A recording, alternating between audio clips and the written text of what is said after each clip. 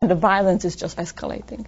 And the government of Mexico does not seem to have a handle on it. The overarching strategy of the government of Mexico is to weaken the drug trafficking organizations to the point that they are no longer a national security threat, but merely a public safety threat.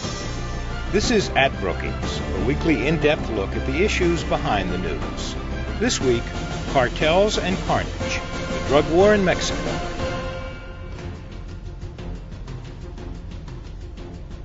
Mexico is a country in crisis. In the last 4 years, more than 28,000 people have been killed in drug-related violence that has overwhelmed the government and left the Mexican people fearful and demanding action. Putting an end to the carnage and the cartels is no easy task, notes fellow Vanda Felbab-Brown as she examines this complicated issue. The fear that the border is on the U.S. side is very violent and very dangerous really are in many ways unsubstantiated. However, the violence in Mexico is very serious and very acute. The latest numbers are that more than 28,000 people died since President Calderon took office in 2006. Those are very, very serious, very acute numbers. And for a long time, the government of Mexico took the attitude where the violence, the murders are mainly occurring among members of the drug trafficking organization, and so that's okay. But it's not a viable argument for several reasons.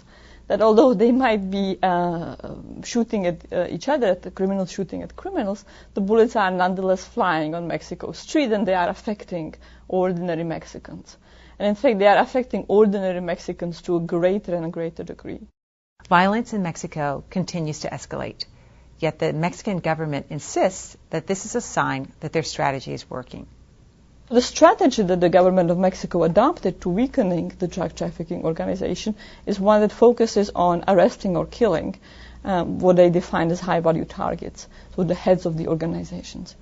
But it is precisely this policy that is generating a lot of the violence, because as the heads are captured or caught, this generates instability on the market, and the organizations start fighting among each other and within each other for who will control the organization, who will control territory.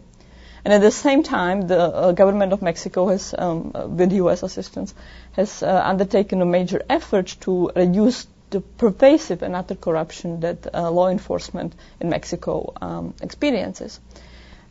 With that, again, some of the corrupt officials have been removed. In fact, many have been removed, but the system is really very deeply and pervasively corrupt. But that generates more insecurity from the perspective of the narcos, because they don't know which police they now can trust, which police works for them, and so this generates further violence. The idea for decriminalizing or legalizing some drugs in Mexico seems to be picking up speed.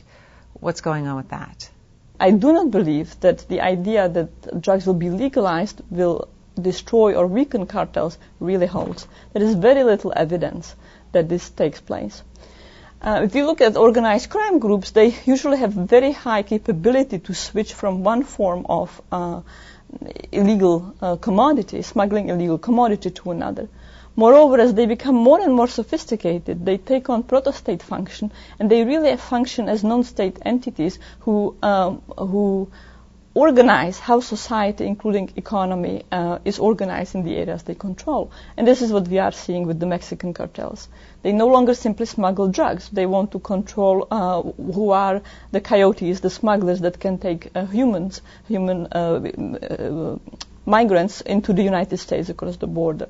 They have moved very aggressively to control prostitution and human smuggling.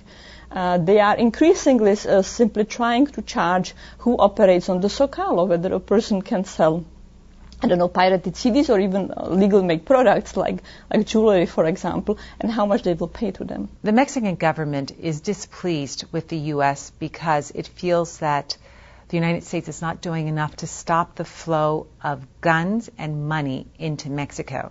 Is that right? It can be portrayed that the violence in Mexico is somehow a function of these three factors: the U.S. market, and the weapons and money flows from the U.S., where I would argue that's not the case.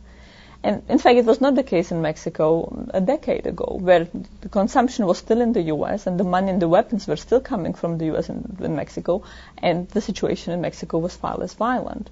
It is the collapse of the Mexican law enforcement after decades of neglect and corruption, and at the same time the growing strength of the drug trafficking organizations and the policies that triggered the warfare among the drug trafficking groups that are the reason why the market is so violent. Vanda, many Americans feel that what's going on in Mexico will spill over into our country. So what can the United States do?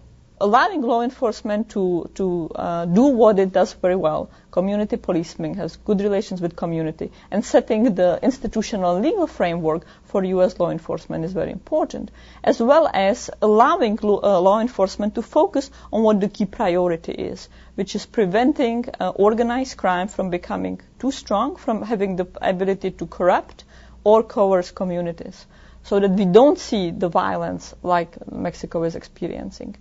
That means making choices over, is it equally important to be catching illegal immigrants who come to the U.S. because they want jobs, or is it more important to focus on violent, dangerous crime groups that kidnap people and try to extort people? Of course, if the U.S. passes immigration reform that will allow workers to come into the U.S. legally, and that will be a great help both for communities in the U.S. as well as for law enforcement. That would help to solve a lot of the difficulties that the border is experiencing. Vanda, thank you so much for your time here today. My pleasure. I'm Gigi Hinton. Thank you for joining us. We'll see you again next week at Brookings. At Brookings is produced by the Brookings Institution. To learn more about the issues discussed on At Brookings, visit our website at brookings.edu.